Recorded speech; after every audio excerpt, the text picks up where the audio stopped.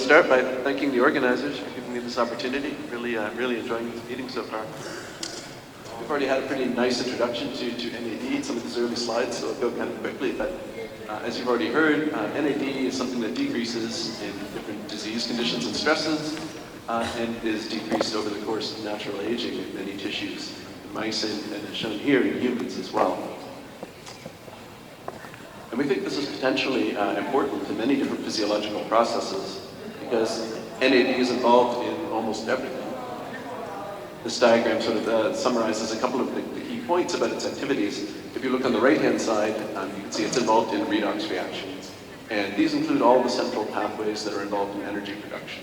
And so without NAD, you have no sustainable path to generate ATP and no way to maintain bioenergetics in the cell. And so it's already obvious every cell requires NAD to survive. On the left side of this diagram, you see that there are also classes of enzymes that consume the NAD backbone as part of their activity, mainly things involved in signaling like PARP, CD38, and sirtuins. And in doing so, they release nicotinamide. And so to maintain the NAD pool, we need a system called the NAD salvage pathway that takes nicotinamide back to NAD. And sort of having these reactions constantly going on in the background creates the potential for getting them out of balance. So in disease states, in aging, if there's an imbalance between the synthesis and the breakdown of NAD, you have the potential to deplete the NAD pool.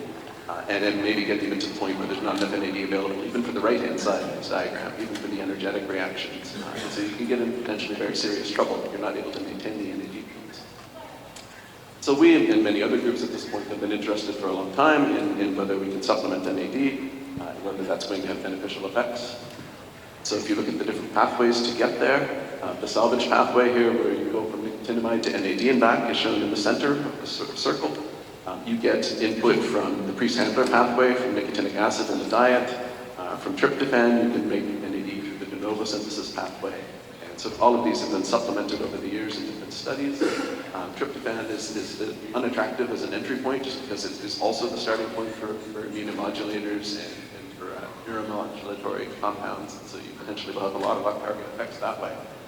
But what I want to highlight here is a little bit more recently than the rest of this pathway was described, and actually by Charlie Brenner, who's going to be speaking later this afternoon, it was realized that there's another way to enter this pathway through nicotinamide riboside kinases, circled up here on the right. And this has some theoretical advantages in that you are starting with the ribose already attached to the nicotinamide, so you bypass NAMPT at the top of the circle. So that is the rate-limiting enzyme that was pointed out before. It also catalyzes the most energetically costly step. So you can imagine tissues under energetic stress, it would be preferable to come in from the side here through nicotinamide riboside, or as has been tried by other groups at this point, nicotinamide mononucleotide, or NMN, the product of NR, as a direct supplement. So this is what's been used in most of the more recent studies to boost NAD levels. This has been pretty successful in rodent models. So as I said, again, we've done some of these models, and many other groups have been involved in these studies, and there's way too much, mostly positive data to summarize at this point. But I thought I would highlight three themes that have emerged in the literature, three of the things that have really encouraged human clinical trials, which are on the left, there's anti-diabetic effects. This is something that is very potent for curing diabetes in some of the mouse models. If you boost NAD levels. In the center, this is a model of heart failure. So the actual graph here is showing fractional shortening. That is the sort of shorthand version if you're doing quick mouse experiments for ejection fraction. And so with supplementing NAD levels in a variety of different heart failure models at this point, people have been able to restore contractility to the hearts as they fail. And on the right, cognition and Alzheimer's disease models. So again, there's 8 or 9 independent Alzheimer's disease models now that have shown cognitive benefits with NAD boosting in mice, and many human trials now initiated. We don't have results yet in humans. The other thing I'd like to highlight is that we do have results for some of the human trials. We're still in early stages and small numbers for most of these.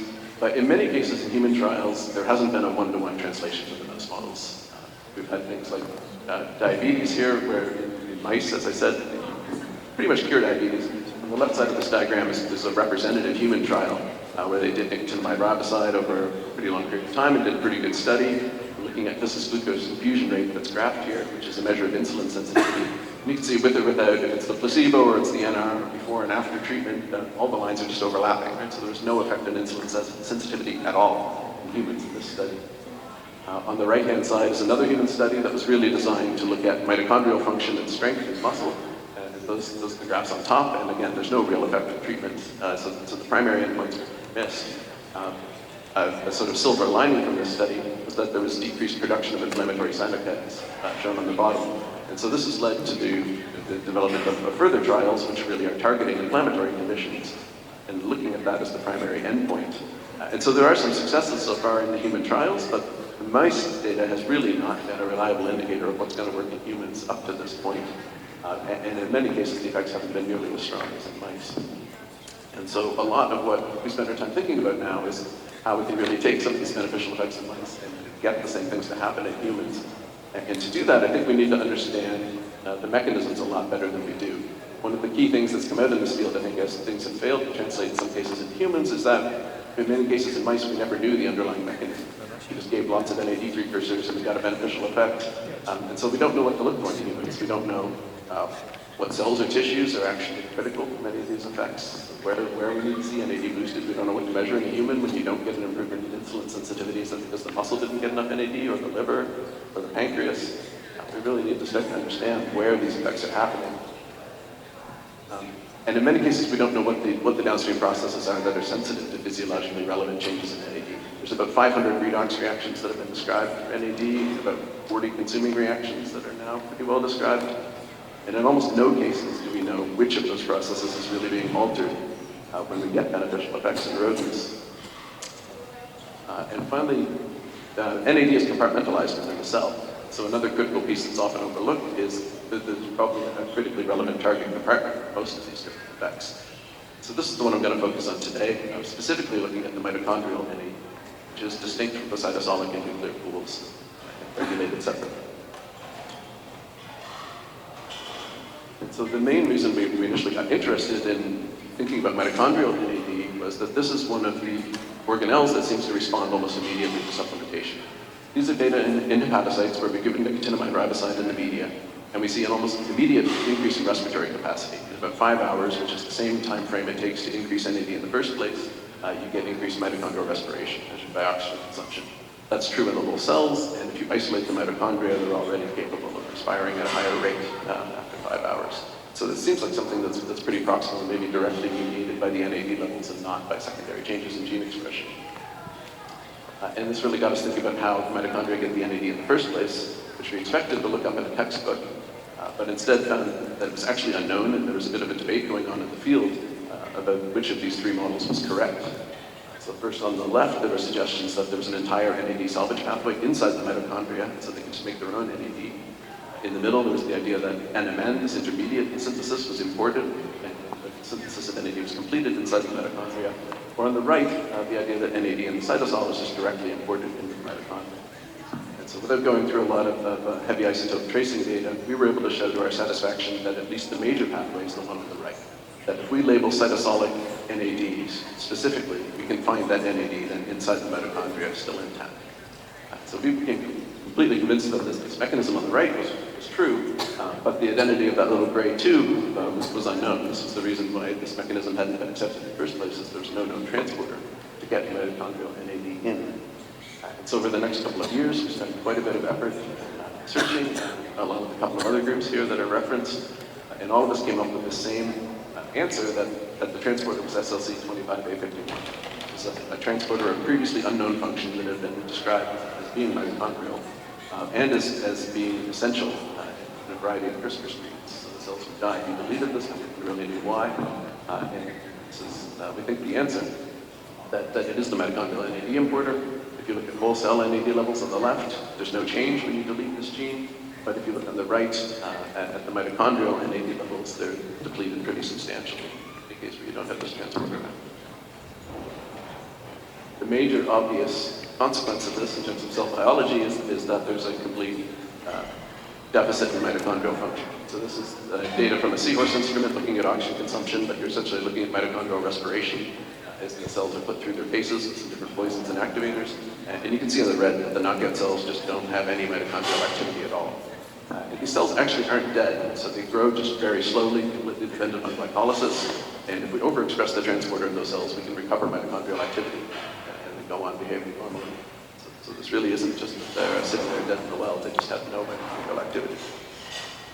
That's an extreme case of a knockout, but this is also true if you just partially knock down NAD levels in cells. So here in the mitochondria, here we've used an shRNA approach and generated a bunch of different clones that were expressing this transporter at different levels, and that has an immediate and proportional effect on oxygen consumption, and that's shown on the right.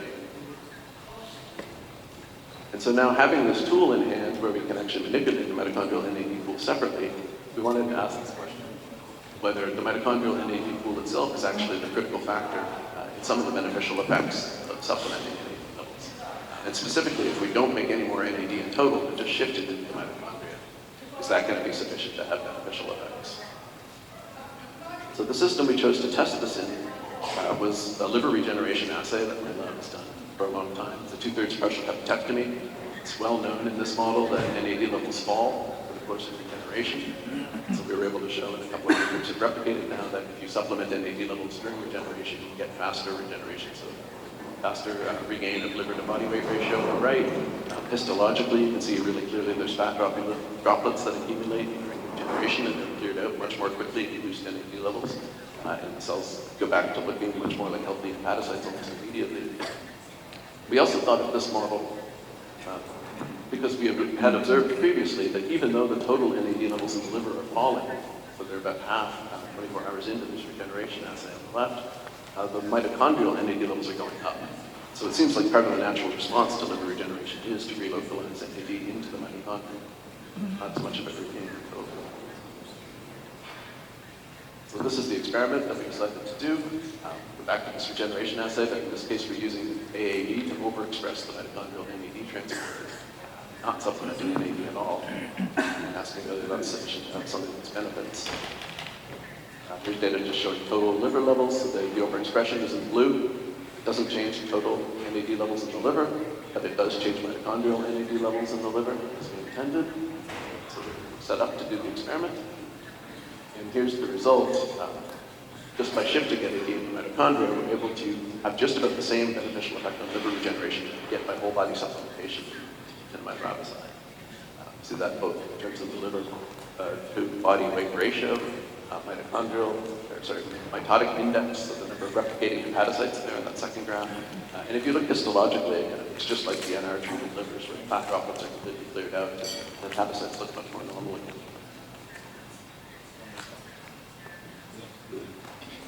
So here's the data just showing that you maintain both NAD and NADH levels higher, either pre-partial hepatectomy, so that's the PHX, or post-PHX. So the NAD levels are falling a little bit post-PHX in either case, but they're still maintained, both NAD and NADH are higher during the whole regeneration process.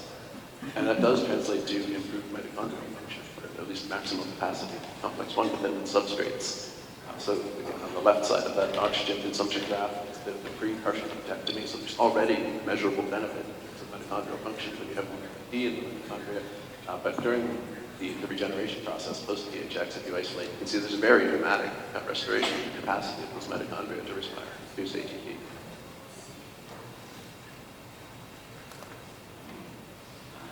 So the last data slide I'll show you is this is just a work in progress, but to show you that we can go the opposite direction as well.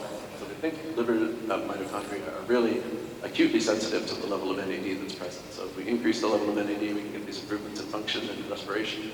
Here, if we look at heterozygous mice for the transporter, they already have a decrease in mitochondrial NAD levels a little bit, and you get the opposite effect here. They regenerate poorly, the liver to body weight ratio is down, the mitotic index, and the oxygen consumption, all similar to what we saw with the overexpression. So again, the N is kind of low in a few of these. This is still in progress. We think really just having the NAD level up or down is sufficient to have a pretty dramatic change in livers. And so just to conclude, we think that mitochondrial respiration is sensitive to NAD levels in hepatocytes. That mitochondrial NAD levels are set by SLC25A51. And this is the major determinant of the ability to regenerate the liver in vivo. I think we're hoping that this may be something that's more generalizable, that mitochondrial NAD may be a relevant target in many of the therapeutic applications, independent of tissue levels. And that's important because the total mitochondrial NAD pool is pretty small compared to the tissue level.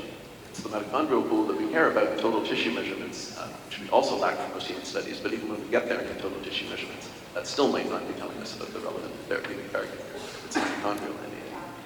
So I think it's really important to keep stepping forward on some of these mechanisms and understanding what it is that we need to look for in humans if we want to replicate what we're seeing in rodents.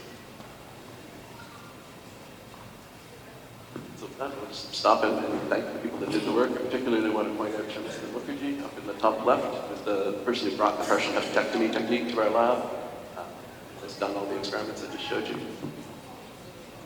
Thank you. Happy to take questions.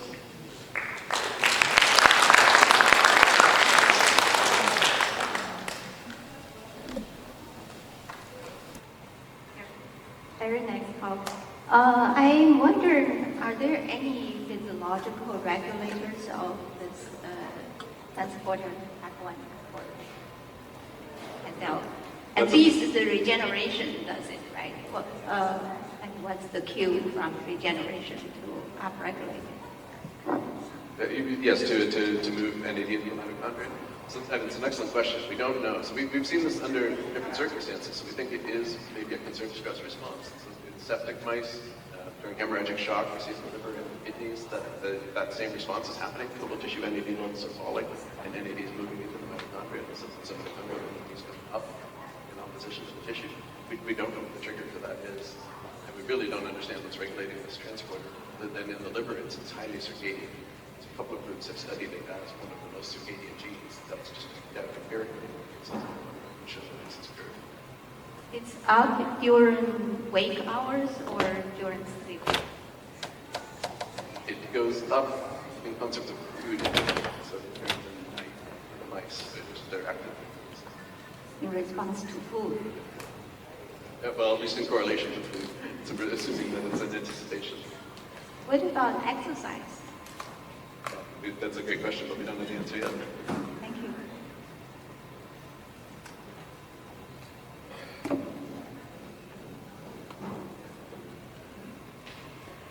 Thank you, Professor. You also just mentioned the NAD importance. So what do you think about what's the best way to supply the NAD? Talking about what's the best supplementation strategy? Question? Yes. So, I mean, honestly, don't know that we can say that right now just because we haven't had enough head-to-head studies. We're trying to do that more in the lab, but I think this really needs to be done comparing all the different precursors in the same experiment by the same people at the same time. We've done a few studies comparing NMN and NR just because those are the two that cause the most debate in our hands for liver regeneration, for acetaminophen toxicity injuries, for kidney injuries. They perform very similarly to each other. So I'm not sure the strong rationale to choose one or the other when you're delivering them orally. In human studies, probably the most exciting, promising study so far was actually done with niacin, nicotinic acid, for the human mitochondrial myopathy patients treated successfully. That may actually become the standard of care for that disease.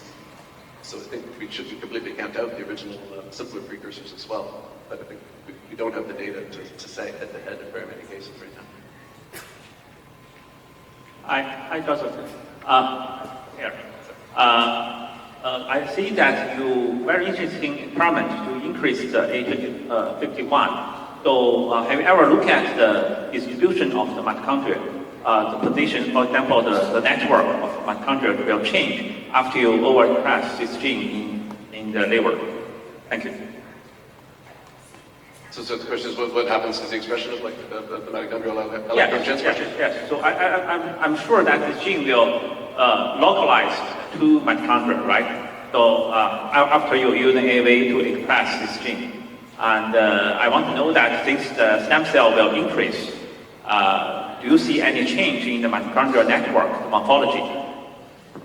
We don't see changes in the network morphology. And even when we knock it out, we don't really see a loss of mitochondrial membrane potential. So they stop producing ATP and stop respiring, but the morphology and the membrane potential are relatively conserved. We do see a little bit of a correlation of some of the OXPHOS proteins, the Day51 expression. So if the overexpressors, there's a little bit of an increase in certain OXPHOS proteins. If they knock out, there's a little bit of a decrease. But it's pretty minor. Okay.